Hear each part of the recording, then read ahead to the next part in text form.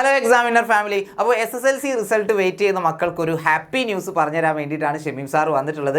Maximum ഫ്രണ്ട്സിന് എല്ലാവരും share ചെയ്ത് കൊടുത്തോളൂ. കഴിഞ്ഞ വർഷം വരെ +1 അഡ്മിഷനുമായി ബന്ധപ്പെട്ട് ഒരുപാട് പ്രതിസന്ധികൾ ഉണ്ടായിരുന്നു. അതായത് സീറ്റിൻ്റെ അഭാവം അല്ലേ. എന്നിട്ട് കുറേ മാർജിൻ സീറ്റുകളൊക്കെ എന്ത് ചെയ്തിരുന്നു, വർദ്ധിപ്പിച്ചിട്ടൊക്കെ ഉണ്ടായിരുന്നു. പക്ഷേ ഇപ്രാവശ്യം അങ്ങനെ ഒരു പ്രശ്നം ഉണ്ടാവില്ല എന്ന് ഉറപ്പുവരുത്താൻ വേണ്ടിയിട്ട് ഗവൺമെൻറ് മികച്ച ഒരു തീരുമാനം എടുത്തിട്ടുണ്ട്. ഞാൻ ആ ഒരു ന്യൂസ് ഞാനൊന്ന് വായിക്കാം. 2025-26 അധ്യയന വർഷം +1 പ്രവേശനം കുറ്റമറ്റതാക്കുന്നതിനും ഉപരിപഠനത്തിന് യോഗ്യത നേടിയ എല്ലാ വിദ്യാർത്ഥികളുടെയും പ്രവേശനം ഉറപ്പാക്കുന്നതിനും അലോട്ട്മെന്റ് പ്രക്രിയയുടെ ആരംഭത്തിൽ തന്നെ സർക്കാരിന് അധിക സാമ്പത്തിക ബാധ്യത ഉണ്ടാക്കാത്ത വിധത്തിൽ ഇനി പ്രതിപാദിക്കും പ്രകാരം മാർജിനൽ സീറ്റ് വർധനവ് അനുവദിക്കുന്നതാണ്. മാർജിനൽ സീറ്റ് വർധനവ്, അതായത് സീറ്റ് കൂട്ടാൻ വേണ്ടി പോവാണ്.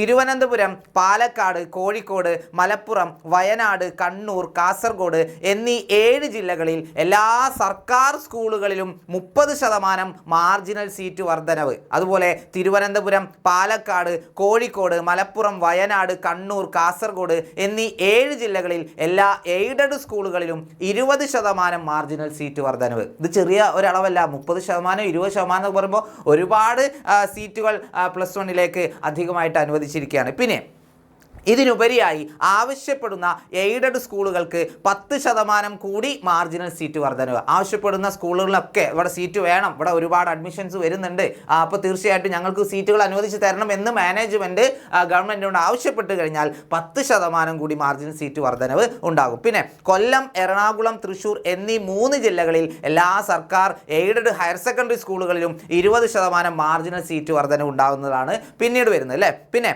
ആലപ്പുഴ ജില്ലയിലെ അമ്പലപ്പുഴ, ചേർത്തല താലൂക്കുകളിലെ എല്ലാ സർക്കാർ എയ്ഡഡ് ഹയർ സെക്കൻഡറി സ്കൂളുകളിലും 20% മാർജിനൽ സീറ്റ് വർധനവ്.